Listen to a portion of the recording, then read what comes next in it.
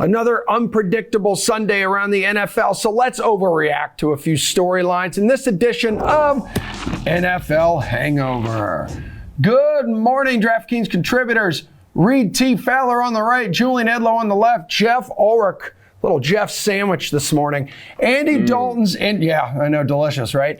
Andy Dalton's injury forcing Matt Nagy's hand in Chicago. Justin Fields taking over in the second half of the Bears' win over Cincinnati. The rookie didn't look all that great, guys, going 6 of 13, 60 yards and a pick through the air, adding 31 yards on the ground. Now, after the game, listen to this. Fields said, "I don't think I'm pleased with how I played it all. I think there's a lot more in me that I have to show. That's going to come with time." That time could come as soon as week 3. So, Reid, how much should people consider him in DFS against the Browns?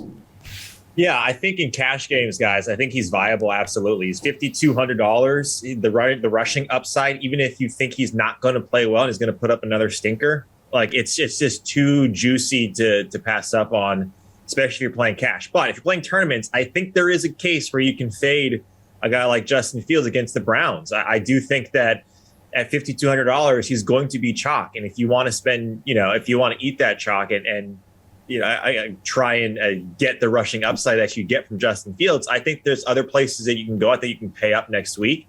You want to take a wait and see approach, because I do think that he is going to be popular, especially when all of us, and I'm sure including on this panel, all of us wanted Justin Fields and thought Justin Fields should start week 1 with the way he played during the preseason. So I would stay away from GPPs, but I think in cash, he's definitely viable. Yeah, you definitely were one of those people on this panel, Reid. I remember you tweeting about it last week. You were pretty fired up about it, dude. Geoff, how popular do you think he's going to be in week 3? It's tough to say. I mean, the top quarterbacks are absolutely slamming right now. So, how cheap, like I don't think Justin Fields is setting up as a must play or anything, but at the same time, you look at the cheap quarterbacks, what other options are there down there? I mean, the Jameis Winston thing is done already. Matt Ryan against the Giants sounds terrible. Jared Goff is Jared Goff. So, yeah, Fields is going to be like the only viable cheap opportunity. So I kind of get what Reid is saying. Like, if he's going to be really popular for GPPs, that may set up as a fade. But I like the matchup here. I mean, Cleveland's weakness is against the quarterback. It's against the pass. They're 5th in terms of fantasy points allowed to quarterback through 2 games. It's a small sample, but this goes back to last year with Cleveland as well. So, again, 10 rushing attempts for Justin Fields. Didn't even play the whole game last week. That's pretty much all you need to know. This is going to be a high-end quarterback. I'm not really too worried about what happened last week, quite frankly. Also, let's give the Bengals defense a little bit of credit because they played well.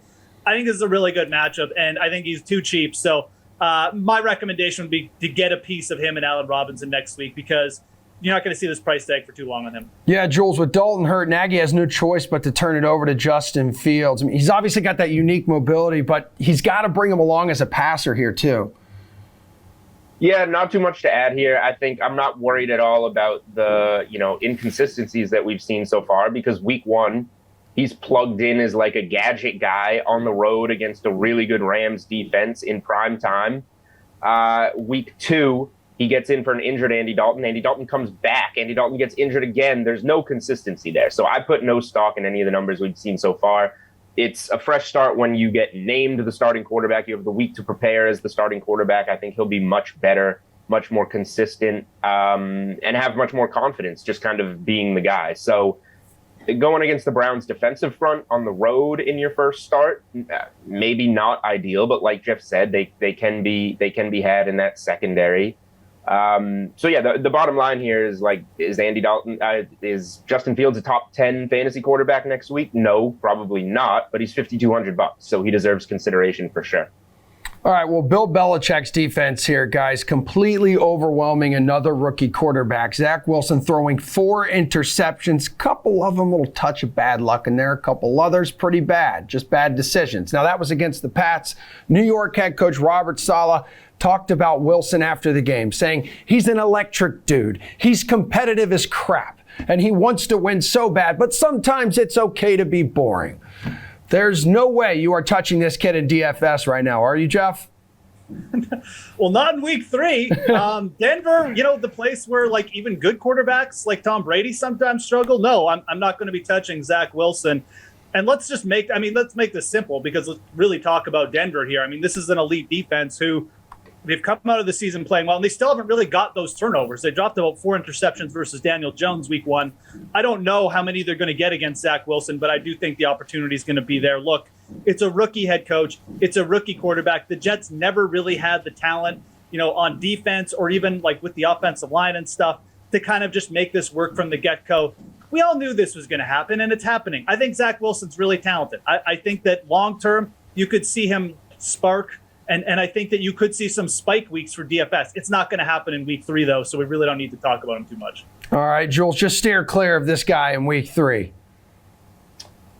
Zach Wilson's ownership in week 3 is going to be 0.001%, and that one bozo that rosters him is named Kenny Ducey. Otherwise, Nobody else wants a piece of this guy.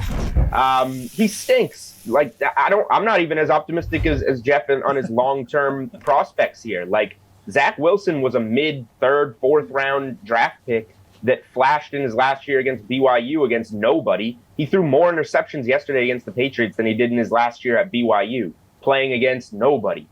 There's going to be a lot of struggles here, and when you're trying to develop with the Jets, it's not a good place for your long-term value. We're seeing Sam Darnold show some improvements outside of New York, so maybe if Zach Wilson is a rare case that gets out of New York early enough, like Darnold, maybe there's a chance. But it's not often that you give up on a top 3 quarterback that early. Leave it to the Jets to do it twice and give up on both of these guys early. But no, like Geoff said, there's going to be weeks where, the Jets have a positive game script, passing from behind against a team that's not as good of a defense as Denver in Denver. But no, you don't touch them this week at all. Reid, technically interceptions are completions. So if you add those 4 to Zach Wilson's completion percentage, it's really not so bad, actually. Yeah, I was standing shoulder to shoulder with Julian while we were watching this game, and he was saying all the things that he's saying right now on this program. As Kenny Ducey and Zach Wilson are going to be flipping burgers together by the holidays, out of jobs. Yes, he was giving me the play-by-play in his Twitter feud with a one Kenneth Ducey. I digress. But yeah, Julian, these guys are right. I do think, though, the main point is that $5,000, at $4,800, at $51, whatever he's going to be in the weeks coming, there's going to be one of these weeks where he's going to get you 4x points, right? There's going to be a week because the Jets secondary and this defense is not great. The one thing, though, that does take you away other than his deficiencies as a passer right now in trying to dissect coverage is this offensive line has shown that this is a weakness as well, right? I mean, you saw what happened with him. He was sacked, 1,000 times if you asked Steve Buchanan. His big throw percentage was awful. His turnover-worthy plays were awful. And a lot of that was because he got hurried quite a bit. You saw that. And the Patriots don't have an extremely aggressive and stout defensive line. Their secondary is really, really good in New England. So I think there are going to be some weeks where Zach Wilson is viable, but it's not next week. All right, Jules, I'll start with you on this one. Can we just give Tom Brady the MVP right now? Because 5 touchdown passes against Atlanta on Sunday. He now has 9 this season, 1 for each decade he's been alive. Last year, he was nasty, winning a Super Bowl, but that was more about real life than fantasy. But does this hot start for TB12 mean that he's once again fantasy elite? He's a very good fantasy quarterback. I will say, it came against Dallas and Atlanta. 2 good matchups. So I don't think he's going to average or continue to just roll with the 30 DraftKings points per game that he's getting right now. Tough road matchup against the Rams next week. We're going to learn a lot. This game's a pick 'em. I kind of lean to the Bucs a little bit more polished, carrying all that momentum from the Super Bowl, bringing everybody back, where the Rams have a couple of good wins, but it was a dicey one in Indy, and they kind of have new pieces that they're gelling together there. But just as it pertains to Brady as a fantasy quarterback, it looks like the Bucs offense is clicking. They don't lean on much of a run game. They really throw the ball. They have 1 million targets, many of them that Brady's very familiar with already. So, I don't see why Brady's not going to be pretty much an every week consideration as a guy that can get you 30 plus fantasy points. Yeah, Reid, do you agree with that? An every week consideration, you got to do it with TB12? Yeah, I mean, he threw the ball 11.3 yards down the field. He was always looking at the first down marker. I mean, the big thing on Brady last year, especially at this time, was that he couldn't pass deep. And that was, towards the end of the season, that was disputed, or that was downplayed very, very quickly by what he was doing in the passing game, especially when Antonio Brown came to town. But the one thing that I do think that keeps him fantasy viable outside of what Julian was saying about his receivers is this secondary. And I tweeted it out. The secondary is going to be a liability moving forward. We're seeing it right now, and they're dealing with some injuries, but especially a guy like Ross Cockrell. If he's your guy that comes in when one of your starting DBs get hurt, that's going to be tough. When he's targeted, a passer rating is 144.8. That's nearly perfect for the opposing quarterbacks. You saw Matt Ryan, who only put up 6 against Philly, dissect that secondary fairly easily, where they kind of got back into that game very quickly, and then TB did what he does, and he closed the door. I will say that this secondary, though, is going to allow you to have games like he has if, for whatever reason, that he's not throwing 5 touchdowns. Geoff, you know what's interesting? He has 9 passing touchdowns through 2 games and has still scored just 6 more fantasy points than Jalen Hurts and Daniel Jones. Those two have combined for 5 passing touchdowns. Yeah, well, I mean, it just shows you how powerful rushing quarterbacks are, obviously. And Tom Brady, well, I mean, he does rush, but he only rushes from the 1-yard line. But a lot of this is schedule-driven, obviously. But Tom Brady, it's such an interesting dynamic. He is in the perfect fantasy offense. Reid alluded to the weak secondary, the weak defense, but Bruce Arians, he's always been the chuck it down the field. He made Jameis Winston into just a super, super duper fantasy viable quarterback almost every week, despite the fact he was throwing 3 picks every week as well. Tom Brady doesn't throw those picks. He's better at closing the door, like Reid said, but he's still throwing down the field a ton. This is going to be an all-year thing, but we've definitely had like the best Tom Brady situation because his arm is fresh. He's had 2 weak opponents. Let's see what he does against the Rams next week, because this is going to be an interesting spot. I think Matthew Stafford is probably going to dice up this Tampa Bay secondary. And let's see what Tom Brady does against the real defense. I think the MVP candidate thing, I guess you could put him ahead, but it's a 5-horse race right now. Russ Wilson, Lamar, Patrick Mahomes, Kyler, So it's interesting, but let's wait to see who Tom Brady play a real team before we crown him as the real favorite. Also, Derek Carr also in that MVP race. Oh, yeah. No, dude. Hey, your Raiders, 2-0. 2-0, bro.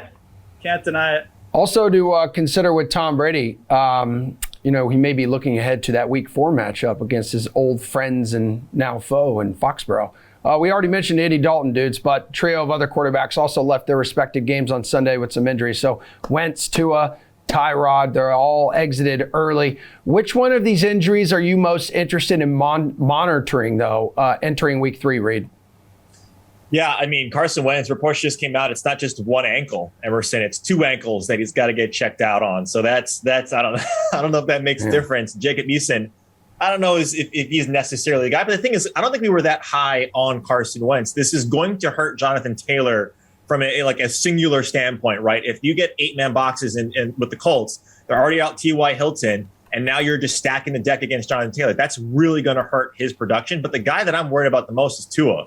Once he went out, that team scored 0 points after they scored 0 points, right? Like Buffalo, I know goes in there, puts up 35, holds them to 0 points. Jacoby Brissett is a starter, was a starter, in previous years, but he did not look good. And I get coming in and not being, with the ones the entire week of practice, but boy, that offense did not look good at all with Jacoby Brissett. The thing with Houston, I mean, Deshaun Watson has to be in consideration, right? Like we just don't know what that situation holds. If that's something that they have in their back pocket, who knows? That's not too worrisome. So it's probably Tua for me. Hey, Geoff, whose injury hurts the fantasy value of guys around him more?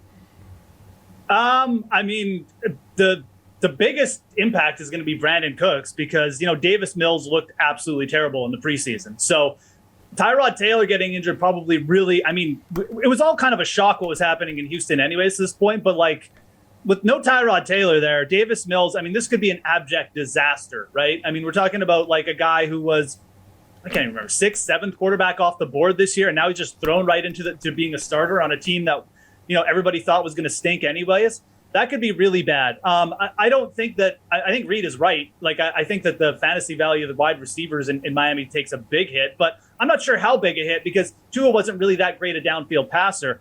Short term, I actually really like Jacoby Brissett next week against the Raiders.